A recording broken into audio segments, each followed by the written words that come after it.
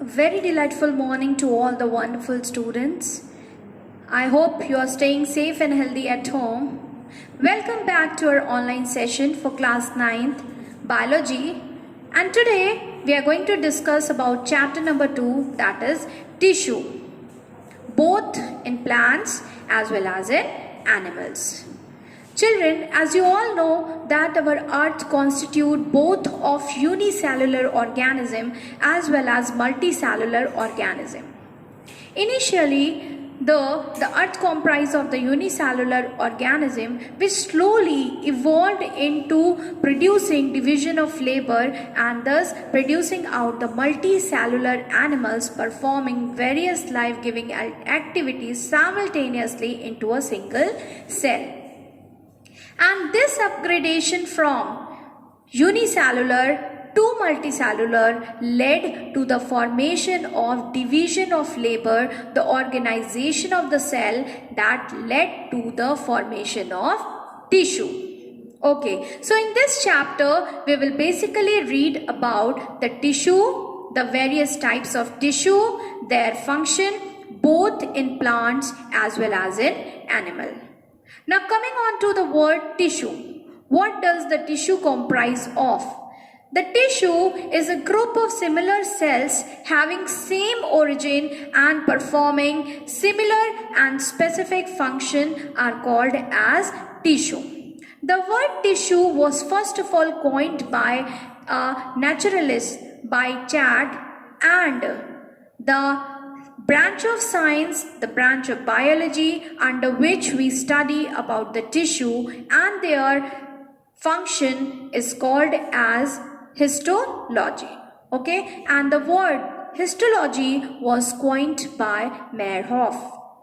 So in this way, in this chapter, we will read about the different kinds of tissue. So tissue is a group of cells that perform a specific function, and it is divided into two types, that is simple tissue and complex tissue. Simple tissue. Now what are simple tissue? Simple tissue, the tissue which are made up of similar kinds of cell. They are similar in their origin, structure and function. Then the types of tissue are called as simple tissue. All the lower grade organisms, whether they are plant or animal, they are all made up of simple tissue. Then comes the complex tissue. Complex tissue, the complex tissues are made up of two or more types of cell or elements which combine together to perform a specific function. Then the type of tissue are called as complex tissue.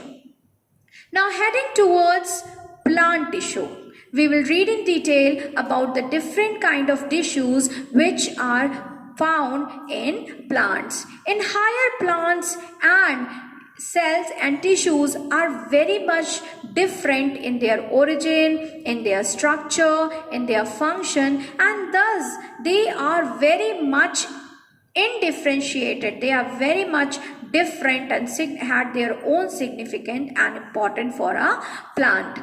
So if we divide the plant tissue, they can be categorized into two categories, that is meristematic tissue and permanent tissue.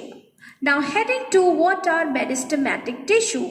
The meristematic tissue are generally called as meristem. They are also called as meristem, and these type of tissue are generally found in all the growing plants, in all the growing tips, in all the growing areas of the plant, just like stem, leaves and the roots.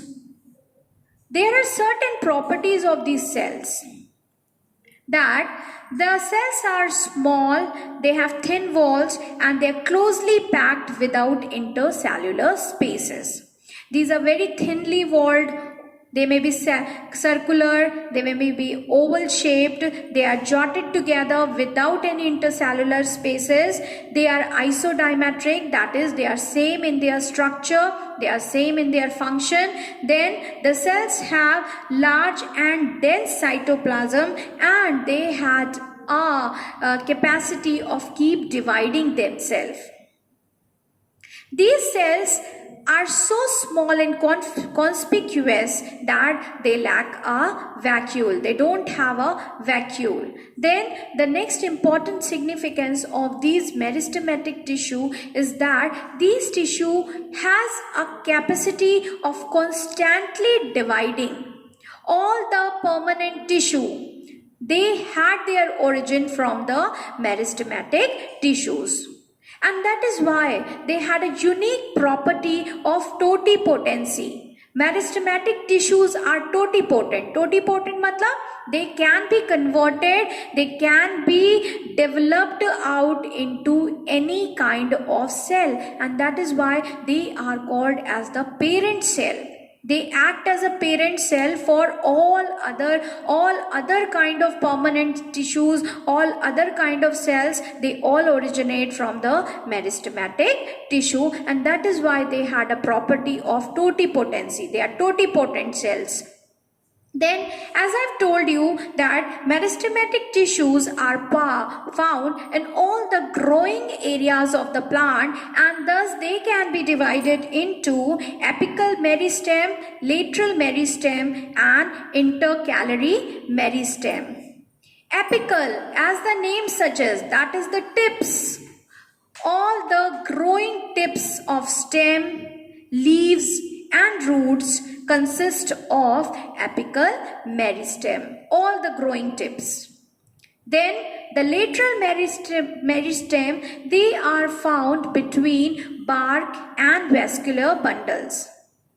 And their main purpose of lateral meristem is that it increases the diameter and the girth of the plant. It provides diameter, it provides thickness to the plant stem, and it provides rigidity to the plant stem.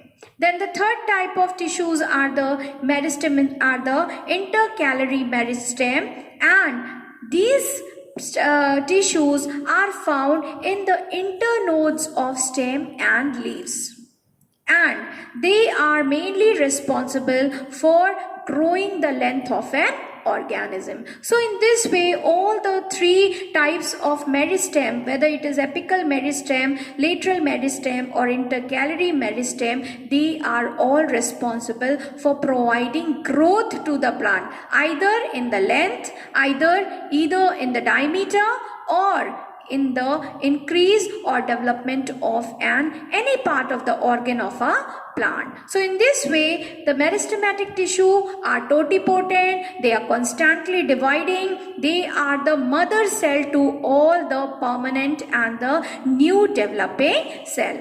Now moving ahead with our next type of tissues, these are the permanent tissue.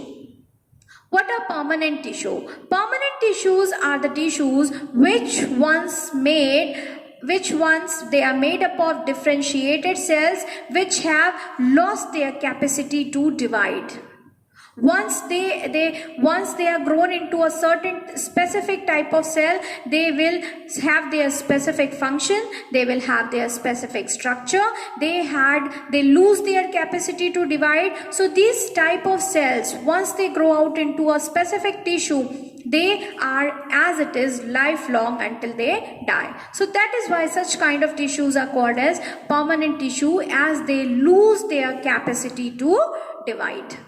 They have definite shape, they have definite size, and specifically they had a special function and task to perform. And these tissue can be divided into simple permanent tissue and complex permanent tissue.